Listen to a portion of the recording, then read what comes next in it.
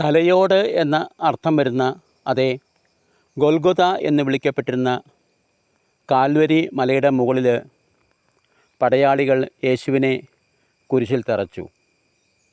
രണ്ട് കുറ്റവാളികളെ, ഒരുവനെ അവൻ്റെ ഇടതുവശത്തും മറ്റൊരുവനെ അവൻ്റെ വലതുവശത്തുമായിട്ട് അവർ കുരിശിൽ തറച്ചു. അവർ മൂവരും മരണവെപ്രാളം കൊണ്ട് വേദനയാൽ പിടയുകയാണ്. യേശുവിൻ്റെ വലതുഭാഗത്ത് കിടക്കുന്ന കള്ളൻ വേദന കൊണ്ട് പുളയുകയാണ്. ആ കള്ളൻ ആരാണ്? ആ കള്ളൻ ഞാൻ തന്നെയാണ്. ഞാൻ തന്നെയാണ് ആ കള്ളൻ. എൻ്റെ കുഞ്ഞുനാൾ മുതൽ ഞാൻ കളവ് ആരംഭിച്ചതാണ്. ഒരു പാവപ്പെട്ട കുടുംബത്തിലെ 10 മക്കളിൽ ഏറ്റവും ഇളയവനായിരുന്നു ഞാൻ. എനിക്ക് 1 വയസ്സാകുന്നതിന് മുമ്പ് തന്നെ എൻ്റെ അപ്പൻ മരണപ്പെട്ടു. കുഷ്ഠരോഗം പിടിച്ചാണ് മരിച്ചത്. എൻ്റെ അമ്മ കൊയ്ത്ത് കഴിഞ്ഞ വയൽ പാടങ്ങളിലും വിളവെടുപ്പ് കഴിഞ്ഞ മുന്തിരിത്തോപ്പുകളിലും കാലാ പെറുക്കിയാണ് ഞങ്ങൾ 10 പേരെയും വളർത്തിയത്. ഞാൻ നന്നേ ചെറുപ്പത്തിൽ തന്നെ വിശപ്പ് സഹിക്കവയ്യാതെ ഞാനും എൻ്റെ മൂത്ത ചേട്ടനും കൂടി അടുത്തുള്ള പറമ്പുകളിലെല്ലാം പോയി മുന്തിരിങ്ങ മോഷ്ടിക്കാറുണ്ടായിരുന്നു. അപ്പോഴെല്ലാം എൻ്റെ മനസ്സെന്നോട് പറയും, മോനെ അരുത്, നീ ചെയ്യുന്ന തെറ്റാണ്, മറ്റുള്ളവരുടെ വസ്തുക്കൾ മോഹിക്കരുത് എന്ന് ആരോ എൻ്റെ ഉള്ളിലിരുന്ന് പറയുന്നത് പോലെ. ഉടമസ്ഥനോട് ചോദിച്ചിട്ടേ അത് പറിക്കാവോ എന്നൊക്കെ ആരോ ഉപദേശിക്കുന്നത് പോലെ. ഒരിക്കൽ ഞാനും എൻ്റെ ചേട്ടനും പോയി ചോദിച്ചതാണ്. കാച്ചു കിടക്കുന്ന അത്തിപ്പഴം കണ്ടിട്ട് അതിലൊരു അത്തിപ്പഴം പറിച്ചോട്ടെ ചേട്ടാ എന്ന് അതിൻ്റെ ഉടമസ്ഥനോട് ഞാൻ ചോദിച്ചതാണ്. അപ്പോൾ അയാൾ പറഞ്ഞു, അത് മൂക്കട്ടെ, അത് മൂക്കുമ്പോൾ പറിക്കാമെന്ന് പറഞ്ഞു. അത്തിക്ക മൂക്കുന്നത് വരെ എൻ്റെ വയറ് അനുവദിച്ചില്ല. അന്ന് രാത്രി തന്നെ ഞാൻ ഇരുട്ടായപ്പോഴേ ആ അത്തിമരത്തിൽ നിന്നും 15 അത്തിപ്പഴം പറിച്ച് ഞാൻ എൻ്റെ മോഷണ ജീവിതം കൂടുതൽ ശക്തിയുക്തം മുന്നോട്ട് കൊണ്ടുപോയി. കുറേ കഴിഞ്ഞപ്പോൾ എൻ്റെ മൂത്ത ജ്യേഷ്ഠൻ മറ്റ് ജ്യേഷ്ഠന്മാരോടൊപ്പം മീൻപിടുത്തത്തിന് പോയി. ഞാൻ വീട്ടിൽ ഒറ്റയ്ക്കായി. അപ്പോഴെല്ലാം ഞാൻ അയൽവക്കത്തെ കൂട്ടുകാരോടൊപ്പം മോഷ്ടിക്കുക പതിവായി. മുന്തിരിത്തോപ്പുകളിൽ നിന്നും അത്തിമരത്തിൽ നിന്നെല്ലാം ഞങ്ങൾ ഇഷ്ടം പോലെ മുന്തിരിപ്പഴവും അത്തിപ്പഴവും എല്ലാം പറിച്ച് വയറ് നിറയ്ക്കാൻ തുടങ്ങി. വിശന്നിട്ടാണ്. അങ്ങനെ കാലം മുന്നോട്ട് പോയി. എനിക്കൊരു കാര്യം മനസ്സിലായി, ഇവിടെ വിശപ്പിൻ്റെ വിലയറിയാവുന്നവർ ചുരുക്കമാണ്. അമ്മ പലപ്പോഴും പറയുമായിരുന്നു, മോനെ ദൈവത്തിന് നിരക്കാത്ത കാര്യങ്ങളൊന്നും ചെയ്യരുത് എന്ന്. പക്ഷെ അപ്പോഴൊക്കെ എൻ്റെ മനസ്സിലൊരു സംശയം, ദൈവമുണ്ടോ? അഥവാ ദൈവമുണ്ടെങ്കിൽ തന്നെ അത് ഭക്ഷണമാണ് എൻ്റെ ദൈവം എന്ന് ഞാൻ ചെറുപ്പത്തിലെ തിരിച്ചറിഞ്ഞിരുന്നു. ഭക്ഷണമാണ് എൻ്റെ ദൈവം, വിശപ്പാണ് എൻ്റെ പിശാച് എന്ന് തിരിച്ചറിഞ്ഞ ഞാൻ അമ്മയുടെ വാക്കുകൾക്കൊന്നും ചെവി കൊടുക്കാതെ മോഷണം തുടർന്നുകൊണ്ടേയിരുന്നു. കുറേ കൂടി കഴിഞ്ഞപ്പോൾ ഒരു 10-12 വയസ്സായപ്പോൾ എനിക്ക് മനസ്സിലായി, വിശപ്പിനോടൊപ്പം തന്നെ മറ്റു പല ദൈവങ്ങളുമുണ്ട്. ജഡിക സുഖം അതൊരു ദൈവമാണ്. അങ്ങനെ ആ ദൈവത്തെയും തേടിയുള്ള എൻ്റെ ജീവിതം ആരംഭിക്കുകയാണ്. അങ്ങനെ പാപബോധം നഷ്ടപ്പെട്ട ഞാൻ എല്ലാവിധ തിന്മകളിലും മുഴുകി ഞാൻ ഇഷ്ടം പോലെ ജീവിച്ചു. എൻ്റെ യുവത്വത്തിലേക്ക് കടന്നതേ ഞാൻ എൻ്റെ മോഷണ ജീവിതം വിപുലമാക്കി. രാവും പകലും എനിക്ക് കണ്ണിൽ കണ്ട എല്ലാവരുടെയും ആരുടെയും വീടുകളിൽ കയറി ഞാൻ മോഷ്ടിക്കാൻ തുടങ്ങി. വയലേലകളിൽ പോയി ഞാൻ കട്ടുപറിക്കാൻ തുടങ്ങി. എനിക്ക് തോന്നി ഞാൻ ഈ ചെയ്യുന്നതൊന്നും തെറ്റല്ല. കാരണം ഞാൻ പാവങ്ങളെ മോഷ്ടിക്കുന്നില്ലല്ലോ, ഉള്ളവരിൽ നിന്നല്ലേ മോഷ്ടിക്കുന്നുള്ളൂ. ഞാനങ്ങനെ സ്വയം എന്നെ തന്നെ ന്യായീകരിക്കാൻ ആരംഭിച്ചു. അങ്ങനെ അനസ്യൂതം എൻ്റെ മോഷണ ജീവിതം മുന്നോട്ട് പോയി. ഞാൻ അവസാനം പ്രധാനാചാര്യൻ കയ്യപ്പാസിൻ്റെ വീട്ടിൽ പോലും കയറി മോഷ്ടിച്ചു. എന്നെ കയ്യോടെ പിടികൂടി, എന്നെ കാരാഗ്രഹത്തിലടച്ചു. ഇതിനു മുമ്പ് എന്നെ 2 വട്ടം പെസഹ വ്യാഴാഴ്ച വെറുതെ വിട്ടതാണ്. 3-ാം വട്ടവും എന്നെ വെറുതെ വിടും എന്ന് ഞാൻ ആശിച്ചു. പക്ഷേ കുറി വീണത് ബറാബാസിനാണ്. അങ്ങനെ ഞാനും എൻ്റെ സുഹൃത്തായ മറ്റേ കള്ളനും കുരിശുമരണത്തിന് വിധിക്കപ്പെട്ടു. ഞങ്ങൾ മൂവരും നിരനിരയായിട്ടാണ് കുരിശ് ചുമന്നുകൊണ്ട് ഗാഗുൽത്ത മലയിലേക്ക് പോന്നത്.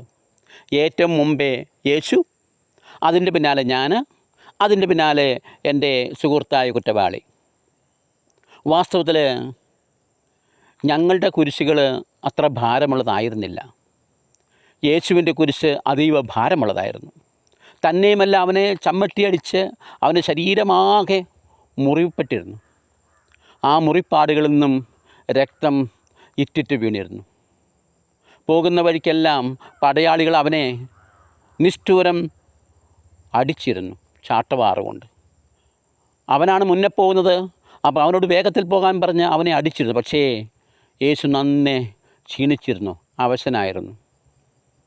കുറേ കഴിഞ്ഞപ്പോൾ അവൻ കുരിശും കൊണ്ട്, ഭാരമുള്ള കുരിശും കൊണ്ട് നിലത്ത് മുഖം പൊത്തി വീണു. അവൻ്റെ ശിരസിൽ നിന്നും അവൻ്റെ മുൾക്കിരീടം തെറിച്ചുപോയി. 2 പടയാളികൾ ചേർന്ന് ആ മുൾക്കിരീടം എടുത്ത് അവൻ്റെ ശിരസിൽ വെച്ച് 2 കല്ലെടുത്ത് അതിനെ ഇടിച്ചിടിച്ച് അത് ഉറപ്പിച്ച് വെച്ചു. ഈശോ അപ്പോഴെല്ലാം ഹാ എന്ന് നിലവിളിച്ചിരുന്നു. അത് കണ്ടപ്പോൾ എനിക്കും അല്പം വിഷമം തോന്നി. ദേഹമാസകലം യേശുവിൻ്റെ ഉഴവുചാല് പോലെ കീറപ്പെട്ടിരുന്നു. കാരണം ചാട്ടവാർ കൊണ്ട് അടിക്കുമ്പോൾ അത് ദേഹത്ത് ചുറ്റിപ്പടരും. അങ്ങനെ ചുറ്റിപ്പിണർന്ന് ആ ചാട്ടവാർ തിരിച്ചു വലിക്കുമ്പോൾ അതിൽ പതിപ്പിച്ചിരുന്ന കുപ്പിച്ചില്ലുകളും അതുപോലെ തന്നെ മാരകമായിട്ടുള്ള ആണികളുമെല്ലാം അവൻ്റെ ദേഹം മുറിച്ച് വരഞ്ഞുകൊണ്ടാണ് ആ ചമ്മട്ടി പാടടികൾ അവൻ്റെ ശരീരത്തിൽ അതീവ വേദനയും ദുഃഖവും കണ്ണുനീരും കരച്ചിലുമെല്ലാം ഉണ്ടാക്കിയിരുന്നത്. ഇതെല്ലാം കണ്ട് എന്നിലല്പം ദുഃഖം തോന്നി യേശുവിനോട്. കുറേ കഴിഞ്ഞപ്പോൾ ഞാൻ കണ്ടു, ഒരു സ്ത്രീ വന്ന് വിവശനായ യേശുവിൻ്റെ മുഖം തുടയ്ക്കുന്നു. കണ്ണുനീരും വിയർപ്പും രക്തവും കലർന്ന് ആ മുഖത്ത് ആ സ്ത്രീ ഭക്തിയാദരപൂർവ്വം വന്ന് മുഖം തുടയ്ക്കുകയാണ്. അപ്പോൾ ഞാനൊരു കാര്യം ശ്രദ്ധിച്ചു. ആ തുവാലിലതാ യേശുവിൻ്റെ മുഖം പതിഞ്ഞിരിക്കുന്നു. അത് ഞാൻ കണ്ടു. ഞാൻ മാത്രമേ കണ്ടുള്ളൂ. എൻ്റെ മനസ്സിലൊരു ഇടുത്തി വെട്ടി. എന്താണിത്? വാസ്തവത്തിൽ ഈ മനുഷ്യൻ ഞങ്ങൾ ചെയ്തതുപോലെ കുറ്റം ചെയ്ത വ്യക്തിയല്ലേ? എൻ്റെ മനസ്സിൽ ഒത്തിരിയേറെ സംശയങ്ങൾ മുളപൊട്ടാൻ തുടങ്ങി. പക്ഷേ മുന്നോട്ട് പോകുമ്പോൾ വഴിയരികിൽ നിന്നിരുന്നവരെല്ലാം യേശുവിനെ ചീത്ത വിളിക്കുകയും നീ ദൈവപുത്രനാണെങ്കിൽ നിന്നെ തന്നെ രക്ഷിക്കുക എന്ന് പറയുകയും അവൻ 3 ദിവസം കൊണ്ട് ദേവാലയം പണിയുമെന്ന് പറഞ്ഞവന് അവനെ തന്നെ രക്ഷിക്കാൻ സാധിക്കുന്നില്ല, ഇതെല്ലാം പറഞ്ഞ് അവനെ കളിയാക്കുകയും ചെയ്തു. അങ്ങനെ കാൽവരി മുകളിലെത്തിയപ്പോൾ യേശുവിനെ അവർ നിഷ്കാരുണ്യം കുരിശിൽ തറച്ചു. അവൻ്റെ ഇടതും വലതുമായി ഞങ്ങളെയും അവർ കുരിശിലേറ്റി. ഞാൻ കുരിശിങ്ങനെ കിടന്ന ഓരോ കാര്യങ്ങൾ ചിന്തിക്കുമ്പോൾ എൻ്റെ സമീപത്ത് കിടന്നിരുന്ന മറ്റേ കവർച്ചക്കാരൻ യേശുവിനെ പഴിച്ചുകൊണ്ടേയിരുന്നു. പക്ഷേ യേശു അതിന് പ്രതികരിച്ചില്ല. അതിനോട് യേശുവിൻ്റെ മുഖത്തു നിന്നും വളരെ ശോകമുഖമായ രീതിയിൽ, ഒരു രോദനത്തിൻ്റെ രീതിയിൽ ഒരു പ്രാർത്ഥന അവിടുത്തെ തിരുമുഖത്തു നിന്നും വരുന്നത് ഞാൻ കേട്ടു. പിതാവേ, ഇവർ ചെയ്യുന്നത് എന്തെന്ന് ഇവരറിയായികയാൽ ഇവരോട് ക്ഷമിക്കണമേ എന്നാണ് ആ പ്രാർത്ഥിക്കുന്നത്. ആ പ്രാർത്ഥന തികച്ചും ഒരു ആണി തറയ്ക്കുന്നത് പോലെ എൻ്റെ ഹൃദയത്തിൽ ആഞ്ഞു നിറച്ചു. ഞാൻ കരുതി, അപ്പോൾ ഈ മനുഷ്യൻ പ്രാർത്ഥിക്കുന്നത് പിതാവേ എന്ന് വിളിച്ചിട്ടാണെങ്കിൽ ഇദ്ദേഹം ദൈവത്തിൻ്റെ മകനായിരിക്കുമോ? ഇദ്ദേഹം തന്നെ കുരിശിൽ തറച്ചവർക്ക് വേണ്ടി പ്രാർത്ഥിക്കുകയാണ്. ഇതൊരു മാനുഷിക പ്രാർത്ഥനയല്ല. ഒരു സാധാരണ മനുഷ്യന് ചെയ്യുക സാധ്യമല്ല.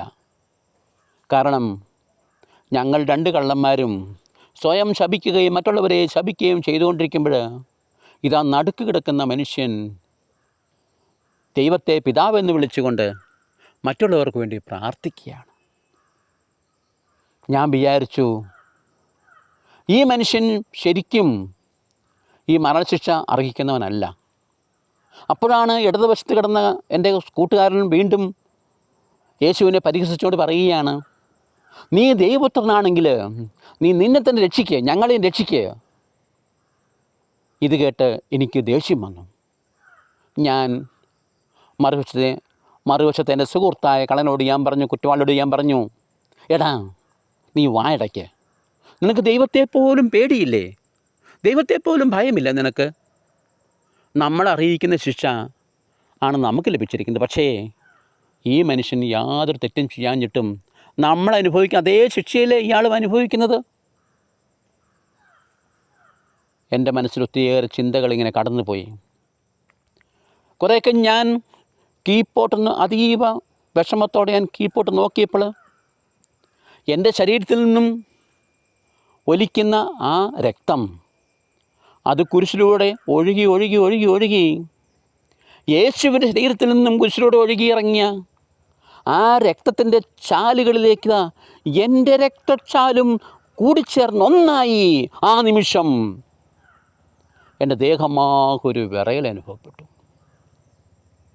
ആ യേശുവിൻ്റെ തിരുരക്തവുമായിട്ട് എൻ്റെ രക്തം ഒന്നായപ്പോൾ, കൂടിച്ചേർന്നപ്പോൾ എന്നിൽ ഒരു വലിയ മാറ്റം സംഭവിച്ചു. ഒരു പരിവർത്തനമുണ്ടായി. എൻ്റെ കണ്ണുകളിൽ നിന്നും കണ്ണുനീർ ധാരധാരയായി ഒഴുകാൻ തുടങ്ങി. എന്താണ് കാരണമെന്ന് എനിക്കറിയില്ല.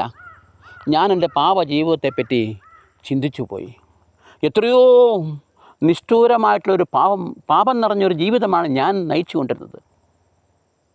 എന്നിട്ടും എത്രയോ പ്രാവശ്യം ഞാൻ രക്ഷപ്പെട്ടതാണ്. 2 വട്ടം എന്നെ വെറുതെ വിട്ടതാണ് കുരിശുമരണത്തിൽ നിന്നും.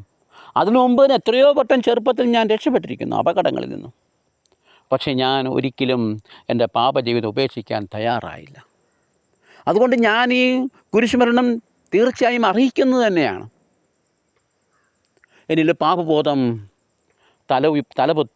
തലപൊക്കി ഞാൻ വിമ്മി കരയാൻ തുടങ്ങി.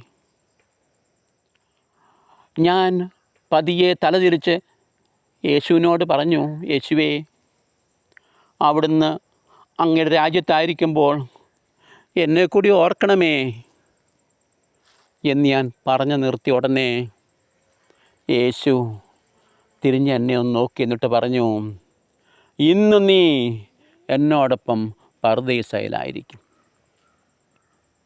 എൻ്റെ മനസ്സിലേക്ക് ഒരു ആശ്വാസത്തിൻ്റെ കുളിർക്കാറ്റ് വന്നതുപോലെ, എൻ്റെ ഹൃദയം വീണ്ടും ഒന്ന് പിടച്ചതുപോലെ, സ്നേഹത്തിൻ്റെ ഒരു ധാര എൻ്റെ ഹൃദയത്തിലേക്ക് ഒഴുകുന്നത് പോലെ, അത് യേശുവിൻ്റെ ഹൃദയത്തിൽ നിന്നുള്ള ആ ദിവ്യ സ്നേഹം എന്നിലേക്ക് ഒഴുകിയെത്തി.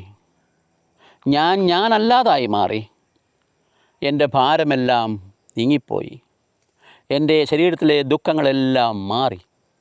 എൻ്റെ മുറിവുകളെല്ലാം എനിക്ക് സന്തോഷമായി തോന്നി.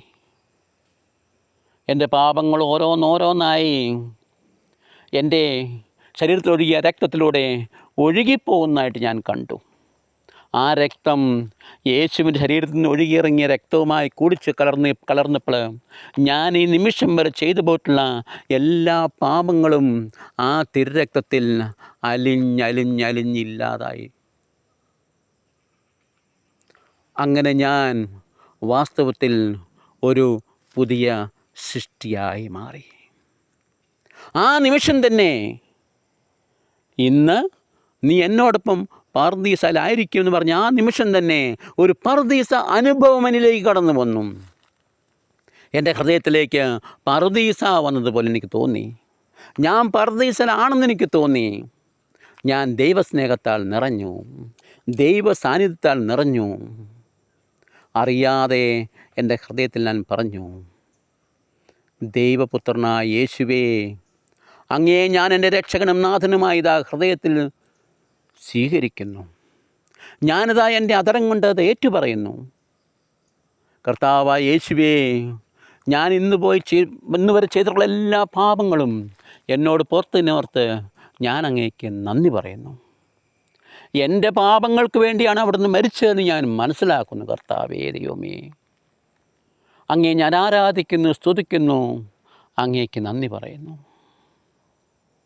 അങ്ങനെ യേശുവിനോടൊപ്പം കുരിശിൽ തറയ്ക്കപ്പെടുവാനും യേശുവിനോടൊപ്പം പർദീസയിൽ ആകുവാനും പർദീസിൽ എത്തിച്ചേരുവാനും ഭാഗ്യം സിദ്ധിച്ച ഒരു കള്ളനാണ് ഞാൻ. അതേ, നിങ്ങളൊക്കെ നല്ല കള്ളനെന്ന് വിളിക്കുന്ന ആ പെരുങ്കള്ളൻ തന്നെയാണ് ഞാൻ. അതേ, കട്ട് ഞാൻ സ്വർഗം പോലും കട്ടവനെന്ന് അറിയപ്പെടുന്നുവെങ്കിലും ഞാൻ എൻ്റെ കർത്താവിനെ അവസാനം തിരിച്ചറിഞ്ഞതിനെയോ പ്രതി ഞാൻ അവിടത്തേക്ക് നന്ദി പറയുന്നു.